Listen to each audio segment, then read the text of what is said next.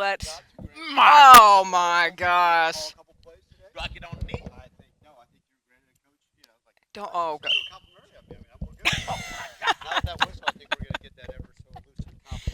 I love how you dared to question. Do they still use whistles? I didn't know if they did or not. I thought. We'll be at practice, so we blow it, they'll be stopping drills. It'll all be about I'll, it. I'll try not to blow it during practice, Coach. I didn't know. I thought, things have changed in this world. You think about where we were when I was playing football way back in 2004 or something like you're that. washed. Like, I'm way washed. You're old. Just like we did with Cortez, we're going to grant you another year of Coach, eligibility. we were just Another talking year about of this. eligibility. Let's do it. What is Spread the this position out. where I can be the largest at, so I can eat all of the delicious food that you guys have? Head football coach. That's, I've been working on it now for quite a while. It's the buffets are plenty. I think we still got some breakfast up in the facility. He already I hit ate it. He's been at the breakfast Hey, buffet. Coach, they said, CJ, you hungry? I said, I'm hungry. They said, go get you some food. Oh, is that your to-go box over there? I see. Yeah, it's mine.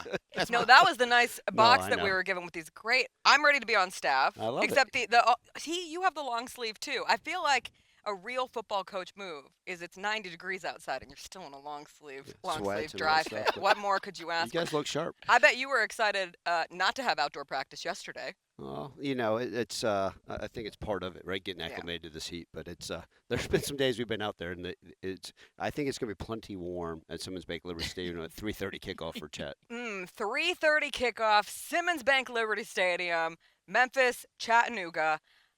This is your 6th season as head coach. And I wanted to start with, we were talking in the opening just about how many new faces there are. And I'm sure every year is different for you going into a training camp, going through a training camp. But specifically, what has made this one so different than the others? Yeah, I think part of it is just and I heard you guys say it earlier, so many new faces, right? Trying to get a feel for them. Yes, we've seen their film from transfer portal, we've seen their film from high school, but just trying to get used to their personalities, how you can coach them, how those different things. So I think with going into any season, there's angst, there's, excitement. But for this one, it's kind of like there's so many new challenges by trying to not only, hey, what can they handle X's and O's wise, but how do they learn? How can we teach them? How can we push them?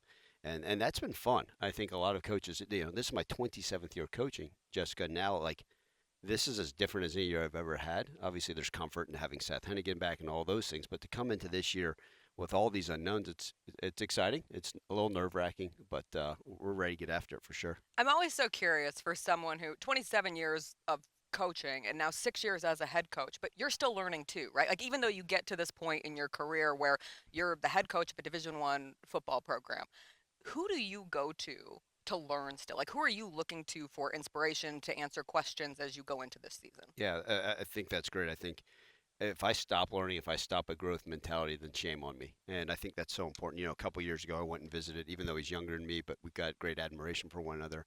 Went and visited Dan Lanning out at Oregon, right? A young head coach who's had some success. Sometimes, even though Mike Norvell may not have had the season he wanted in the past, we can still get on the phone and talk about things, right? It's so unique because this portal, this NIL, all these things.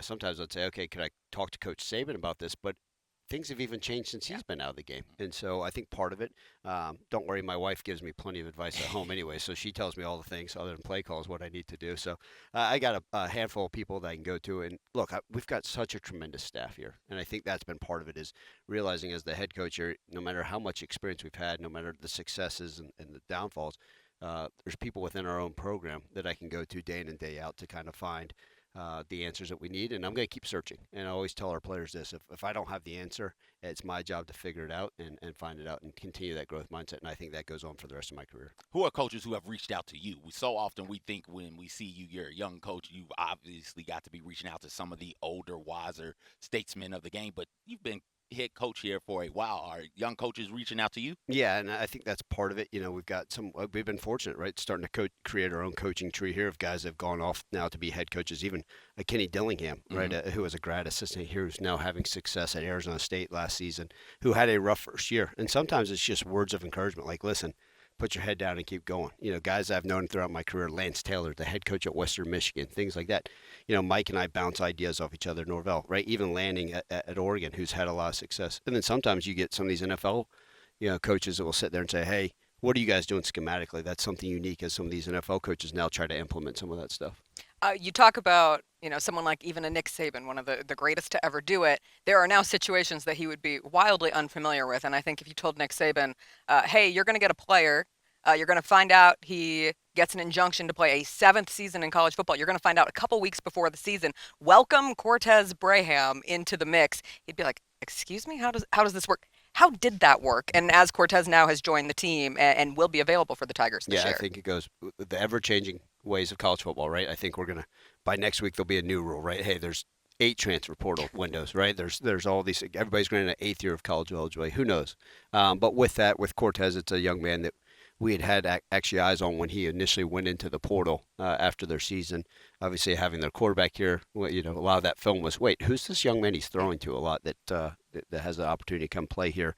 And then what ended up going down with this whole thing, without getting into the weeds of it, is that a lot of the junior college players, which Cortez at one point was a junior college player, thought, hey, my career, I'm extended one more year. The Diego Pava rule. Shout out to Diego Pavia. Yeah. Big right? Diego Pavia show ever since he was at New Really? Mexico State. Yeah, I was Okay. obsessed with him at New Mexico State, and then now here he is at Vanderbilt. But that is one of the interesting things about college football is you get these players who can have breakout years that some people, the real sickos, know about, but not everybody is familiar with their name. And now here Diego Pavia is in the SEC Netflix show making headlines going into another season. I didn't take you for a huge New Mexico State fan. But Oh, I'm in Coach, every. Coach, all you have to do is be a non-power team knocking off a power team. She loves you. She It's loves true. you. She loves all of That's that. why she's It's in been in my my blood. corner for a while. It's you know? true. Yeah. She said we got That's one why this more was to always do. a natural fit. Absolutely. That's why she asked for the whistle. So CJ, we Yeah. gotta get to her. She said she's gonna. You gotta finish You up the can show. pry- She's look, going. check this out. You can pry this whistle from my cold daddy. Yeah, once you gave him that whistle, it This was is never mine. coming back. I know you've said so. Cortez will be able to dress for game one. Correct. Obviously, things take time. Just realistically, what do you expect from him early? But then also, what could he become throughout the season? Sure, he's an intelligent young man that's working really hard at it. So it gives him a chance to at least figure out the playbook sooner than later. But a lot of it, you just got to understand, like, I know he was working and training on his own, but there's a big difference between coming out in the Memphis heat and training with 115 of your brothers every single day and grinding and lifting the weights. I don't know too many LA Fitnesses and places like, no knock on them, Snap Fitnesses that have a weight room that look like ours. So whatever he was doing, I'm sure it was great, but to build that conditioning, to go out there and be able to contribute at a high level. Now, do we expect him to play? Sure. What's that going to look like? I think every week does that, gain gradually. And plus the trust and the confidence in this offense. And what else are we doing, right? Or do we have other wide receivers that are stepping up? And does that hinder him? Or is he one of those guys, hey, we've got to get you in the game because you're a difference maker? So we'll take it just like we do with any of our players. We've seen it no different than like these freshmen. Hey, we're probably not relying on them. Now at the end of the season, you guys saying, wow, this young man had a breakout season. People want to know what this offense is going to look like. You've named Brendon Lewis, quarterback one, transfer from Nevada, playing a 6th season of college football. But I'll just ask you straight up, what is the Memphis offense going to be this season? I think, people keep saying it is, are you totally changing what you've done? Or are you guys going away from, what you've been? No, it's still the same offense that we've been running now going into year 10 here. It's a combination of a bunch of different things. Every year has its own wrinkles, and every play has its own elements to it. So I think you sit there and say, well, we didn't see Seth run the ball a bunch, but there was opportunities for him at some point where he said, you know what, I thought this was a better option and get 6 yards on the handoff than me keep it and get 3.5. Right, and so maybe Cortez says, hey, there's going to be some more quarterback keep stuff. He is a different type of athlete than Seth, and we all know my affinity and love for Seth. But Cortez brings a different, unique skill set as far as the ability to run, and so maybe that's part of it. But for the most part, it's going to look very similar. Just like everything, get our playmakers the ball and see what we can do. But we're going to line up and run the football. We're going to be mostly 11, 12 personnel and see what we're capable of. What did Brendon do throughout this camp that helped him win the starting job? I think the biggest thing, let's start with spring football. 15 practices of spring football, then you're allowed 10 OTAs, and you combine that, really 25 modified practices and a scrimmage, then roll it into training camp, right? And really for the first 10 practices of training camp, now you're looking at a 35 practice sample, and you get a feel for, okay, what is this young man capable of? And look, our other quarterbacks are great. They could easily been to name the stars. Arrington Maiden and A.J. Hill easily could be the starting quarterbacks at the University of Memphis, without a doubt. And then Brendon Lewis was just really consistent. And I think part of that is the ability. He's played a lot of college football. And people will sit there and say, well, statistics weren't great, his record wasn't great. And sure, that's our job, is to put those playmakers around him, put him in the right places, make sure the play calling is where it needs to be in order for him to have success. How do you handle that quarterback room with your other two? As you mentioned, highly skilled, it could start somewhere else perhaps, but right now just happened to be behind a guy who's played 6 seasons of college football. Yeah, for the last 2 years it was easy. Hey, Seth's our quarterback. I didn't have to come out on the Jessica Benson Show and say, hey, by the way, Seth's our quarterback. You'd be like, no kidding. Never. Thanks, moron. I would never. But I think now going into this year, we already knew the off season, what's life like, post Seth, and what will that look like moving forward, and just getting that answer. So we don't go to every room and say, okay, hey guys, here are the starting wide receivers, just so you guys know. But the quarterback position is unique. It's unique to every team in college football, and we know that. And so we sat down with them and said, hey, here's the situation. And I think part of it's being transparent the entire time, right? After 3 practices of spring football, okay, tell me, guys, by watching the film, what do you think it is, right? Then, 6 practices in, always being open and honest with the guys, not fluffing it, just trying to say, hey, here's where we're at. And I think our guys have an understanding of that. There was no major surprise, I don't believe, in that quarterback room. And what you want is a bunch of young men said, okay, great. Whenever my name is called or my number's called, I'll be ready. And so we always tell those guys, most teams play multiple quarterbacks during the season. Hopefully we stay healthy, but we want them to be prepared. We want them to game plan. We want them to study the film, take as many notes, work as hard, if not more so, than when their name's called, they'll be ready to go. If it's not this year, then next. Coach, I find it fascinating how much film you guys have to watch. You got to watch high school film. You got to watch junior college film. The transfer portal's open, so now you're watching film on these various people who have entered the transfer portal. Read a Commercial Appeal article. Y'all got an international punter also, so you're watching international film. Like, how do you get somebody from Australia to come through and say, all right, come be a part of our football program? I mean, I've always said I wanted to recruit Melbourne, Australia. I thought it was good, right? Like, go to Sydney, maybe go see the Grand Ole Opry, go to Melbourne. Grand Ole Opry's in Nashville, isn't it? Well, the original one. Come on now. And Australia. Go to Down I didn't Under. know that. Yeah. Wow. Why would I didn't know that. I'm sorry, One I'm of the not most Australian. beautiful international Maybe go to Ayers Rock, monuments. the Great Barrier Reef. Only thing I know about Australia is whatever they told me in Finding I Nemo. knew you were going to say Finding like, Nemo. That's it. But that's it. Willoughby Way, Sydney. I hate to tell you this. Pete Sherman. I have not seen Finding Nemo. But, It's okay. There's still time. well, good You're news. busy. Well, It's only been out 20 years. yeah. I know I've got another 20 years of watching Disney Okay, movies okay. in my near future with my kids. So, Okay. so no offense to Finding Nemo, Okay. but I think we've got to look everywhere. Yeah, right. It's like, hey, originally when we first got to Memphis, it was let's recruit, things that make sense, right? Alabama, Arkansas, Tennessee, within our geographical, landscape, within driving distance, where people say, hey, yeah, within a 5-hour distance, because there's so much talent. Mhm. This transfer portal has really opened things up, and then now over the years, this Aussie punting style has become a thing. Last year we had an Australian punter as well. And I think that's part of it. So you get these groups, these clinics that kind of put stuff on. You get film from it, and you watch a young man that's all the way from Australia coming here now as our punter. That's amazing. Okay, who is a player who you do not think enough people are talking about going into this season? That's a great question. I think we know Sutton Smith got hurt last year, and a lot of people just say, "What is he? How do you come back from an ACL?"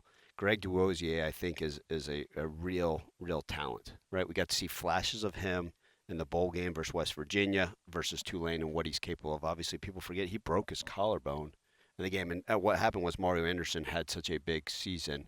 I think that was part of it. I think we got a lot of wide receivers that people really don't know their names.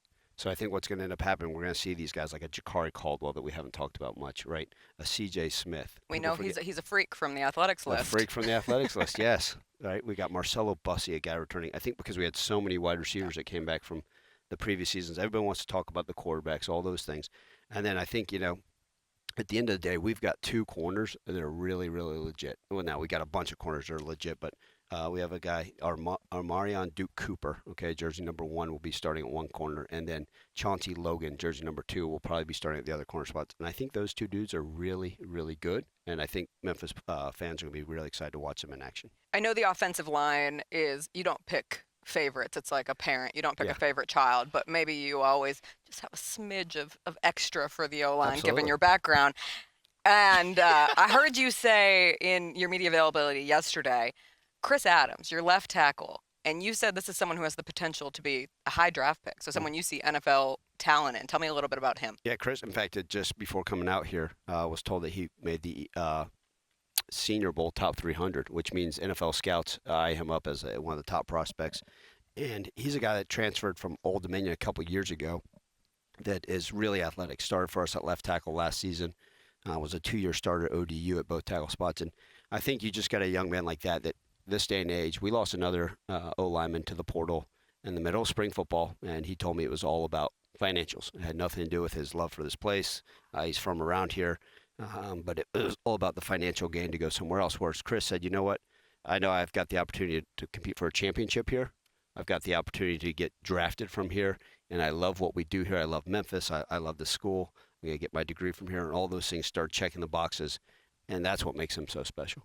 Coach, I want to ask you one quick question, because 'tis the season for coach speak, and you are a coach. And I wanted to ask you, if you could only have one coach speak phrase that you have to use for the rest of your life, which would you choose? What a question. 1% better every day. Got a lot of guys who just love to compete. Yeah, I mean, is it just saying we're all in and everything we We're do? all in. We're all in. Mine is, hey, we just take it one game at a time. Yeah. Like if you pull my string, just pull it. Hey, one game at a Mine time. is, we just got to watch the film. Find the Just best gotta watch version of the film. yourself. Focus on the daily task at hand. We're not focused on any of those other things. You know, I mean, The next game you could is just the biggest watch. You game. could probably just watch the press conferences and say, I think he said it for so many times. But yeah, I've got a lot of them. All Be right. the best version of yourself. Go Tigers, go. The Jessica Benson Show with CJ Hart, live every weekday at 8 a.m.